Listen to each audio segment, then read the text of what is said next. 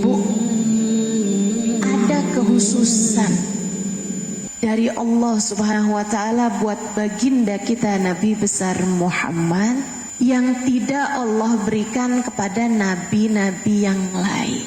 Nabi yang lain diutuskan hanya kepada umatnya. Umat yang lain, kaum yang lain yang tidak tinggal bersama dengan nabi tersebut enggak dapat syariat dari nabi itu.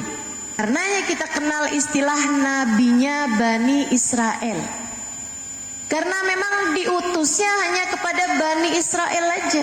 Nabi Hud diutus hanya untuk kaumnya Nabi Hud aja.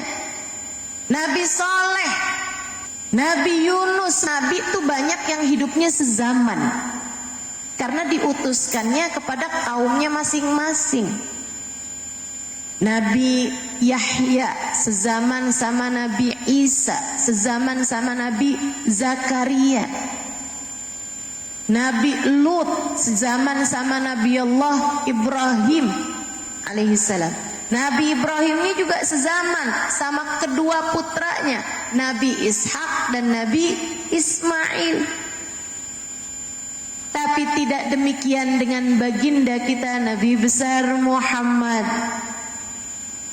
Nabi diutuskan kepada segenap umat. A'udzu billahi minasyaitonir rajim. Wa ma arsalnaka illa rahmatan lil alamin. Kami utuskan engkau wahai Nabi Muhammad sebagai rahmat kami untuk segenap semesta. Oke, saya mau bahas binatang dulu dah. Nabi itu dulu waktu haji wada menggiring 100 ekor unta untuk dikurbankan pada hari raya Idul Adha. Waktu haji wada tuh, Nabi kan berangkat dari Mekah tuh ke Madinah. Barengan sama semua sahabat kosong Madinah pada waktu Nabi Muhammad berangkat haji. Semuanya, mau yang tua, mau yang muda, mau yang anak-anak, mau yang sehat, bahkan yang sakit sekalipun bareng semuanya berangkat. Kosong. Madinahnya kosong, daerah-daerah semuanya juga diumumkan yang Islam wajib berangkat pergi haji barengan sama Nabi Muhammad. Berangkatlah 124.000 para sahabat-sahabat kita, sahabat-sahabat baginda kita Nabi besar Muhammad sallallahu alaihi wasallam. Semua kalangan, laki perempuan semua berangkat.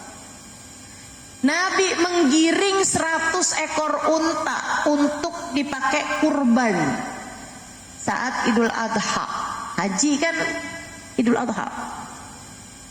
Waktunya habis selesai sholat Id, Nabi sudah tahallul. Tahallul yang pertama ya.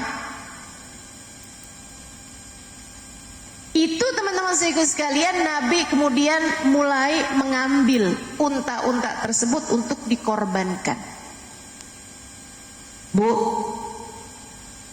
kita itu sunnahnya kalau menyembelih binatang jangan di depan binatang yang lain. Sunnahnya. Itu bertentangan dengan hak kebinatangan, bertentangan dengan pri kehewanan. Sunnahnya, dan tuh kalau kurban, kalau kamu motong sapi, jangan di depan sapi, apalagi depan kambing. Kambingnya bakalan mikir, yang gede aja dipotong. Gimana saya nih? Tanya. Kenapa gitu? Karena akan membuat kambing-kambing yang lain itu ketakutan. Nalurinya. Maksudnya emang binatang punya akal? Enggak punya akal tapi punya naluri. Yang dengannya ibunya kambing sayang sama anaknya, kambing juga tapi menyayangi anak-anaknya, semacam itulah naluri kebinatangan. Tapi ibu sekalian, Nabi Muhammad waktu potong unta yang lain pada rebutan. Para sahabat bercerita setiap kali Nabi Muhammad memanjangkan tangannya, mengulurkan tangannya untuk mengambil unta, sesudah unta yang lain dipotong, unta-unta itu memanjangkan leher mereka, berebutan, kepengen menjadi unta yang diambil untuk kemudian dibunuh dengan tangan Nabi besar Muhammad. Untuk kemudian disembelih dengan tangan Nabi besar Muhammad. Padahal mau disembelih, segitu aja rebutan. Nabi hanya menyembelih 63 ekor. Sisanya dia minta Ali bin Abi Thalib, sahabat beliau, sekaligus menantu beliau, untuk melanjutkan pemotongan kurbannya. Para sahabat waktu itu nggak ngerti kenapa dah Nabi motongnya 63. Umur Nabi waktu itu 62. Belum masuk 63, maksudnya belum sampai 63. Tapi ketika Nabi Muhammad wafat pada usia 63 tahun, pahamlah mereka kenapa Nabi nyembelihnya 63 aja. Seolah-olah Nabi berkurban dengan 1 ekornya untuk 1 tahun kehidupan beliau. Saudara sekalian, para penggembala kambing, penggembala sapi di Mekah pada cerita. Ustazah denger emang? Dengar dari cerita guru saya. Katanya penggembala kambing tersebut, banyak nih penggembala kambing bercerita.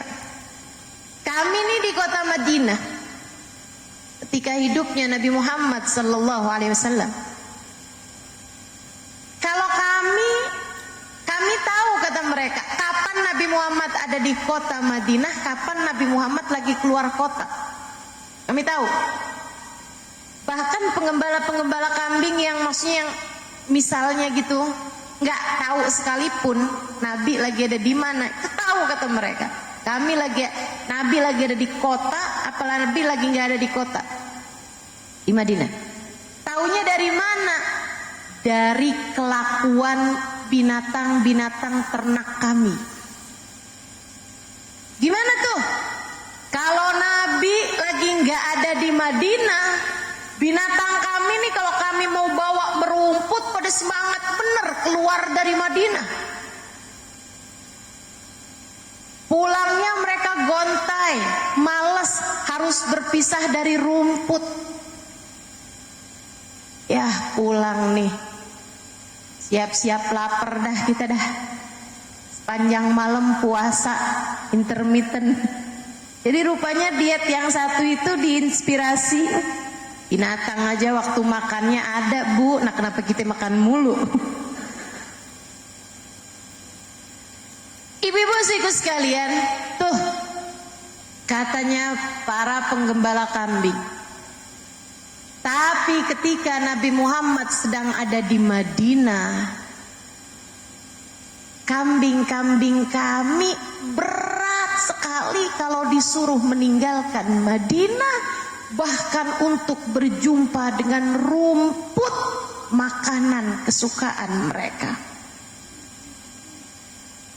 Jadi kami setengah mati pukul-pukulin kambing-kambing kami biar mau merumput ketemu makanan. Karena auranya Nabi Muhammad, karismanya Nabi Muhammad, hawanya Nabi Muhammad di kota Madinah seolah menarik mereka untuk tidak mau keluar dari kota tersebut. Bahkan binatang ternak pun merasakannya. Mereka berat untuk berpisah dengan Nabi Muhammad. Kalau udah sore nih, di saat saya mau bawa mereka pulang ke Madinah, wah pada lari-lari tuh kambing-kambing kami. Saat itulah kami tahu ada Nabi Muhammad di Madinah. Sallu ala Nabi. Nabi Muhammad diutus Allah bahkan kepada binatang.